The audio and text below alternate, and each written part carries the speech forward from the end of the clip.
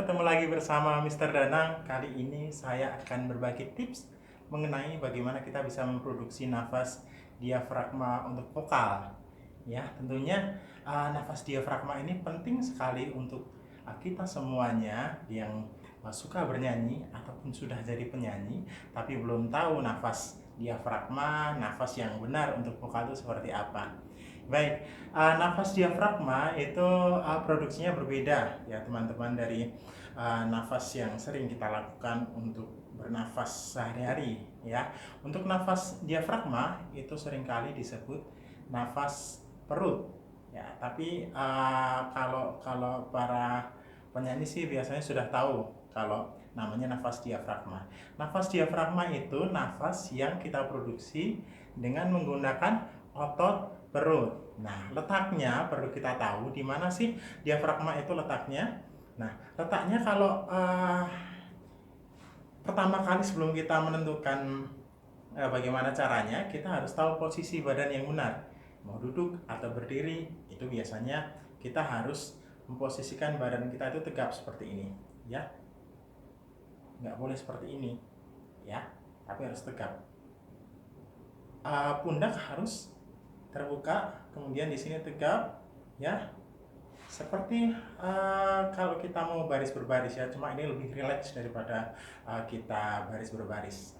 Kemudian setelah kita tahu posisi badan yang benar, kita harus tahu letak diafragma. Ini seringkali yang membuat kita semuanya, termasuk saya dulu waktu masih belajar, itu susah mencari diafragma itu di mana sih? Nah, kita perlu tahu letak diafragma itu di bawah dada, di atas perut tepatnya. Jadi bukan di perut pas di sini, bukan, tapi di sini. Ya, kalau kita cara memproduksi diafragma gimana sih yang enak? Nah, sebenarnya sederhana sekali. Kita tidak perlu bingung untuk memikirkan caranya. Hanya saja coba tangan yang kiri atau kanan boleh lah ya, pegang di sini di antara tulang rusuk ini ada satu ruang yang empuk ya. Di sini ada tulang, tapi di sini enggak. Nah, kita coba pegang di sini, kemudian satu tangan kita pegang di bawah tulang rusuk. Nah, kemudian kita coba akan produksi nafas dada, nafas yang bisa kita lakukan ketika kita bernafas. Ya, coba kita lakukan bersama ya. Kita lakukan bersama-sama. 1, 2, 3, tarik nafas dari hidung. Kemudian dibuang lewat mulut ya. Tarik nafas lagi. Kemudian buang. Nah, di situ kita rasakan ketika kita ambil nafas, maka di sini akan terasa kempes.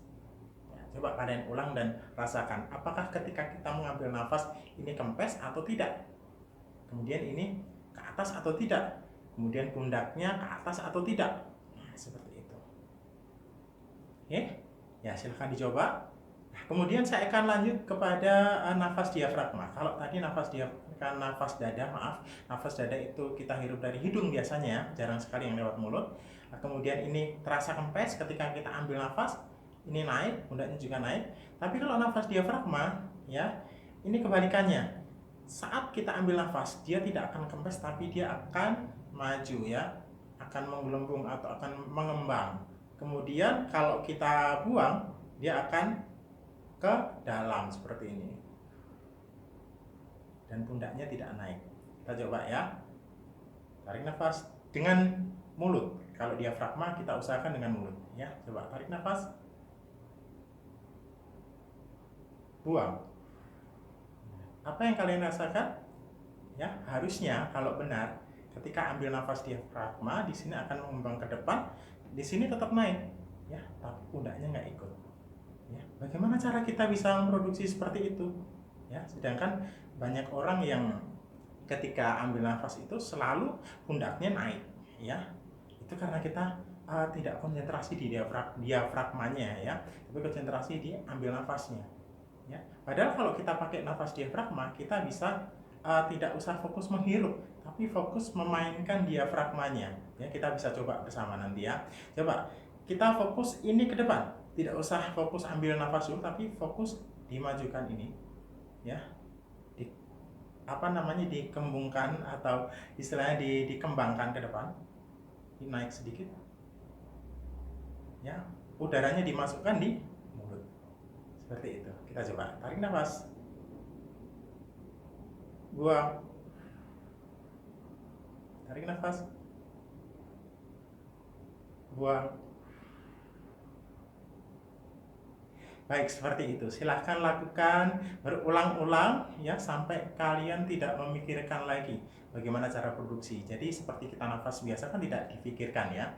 Makanya kita harus melatih nafas ini supaya kita akan bisa terbiasa menggunakan nafas ini untuk vokal. Ya, oke, seperti itu tips saya hari ini. Silakan mencoba. Salam musik Indonesia. God bless you.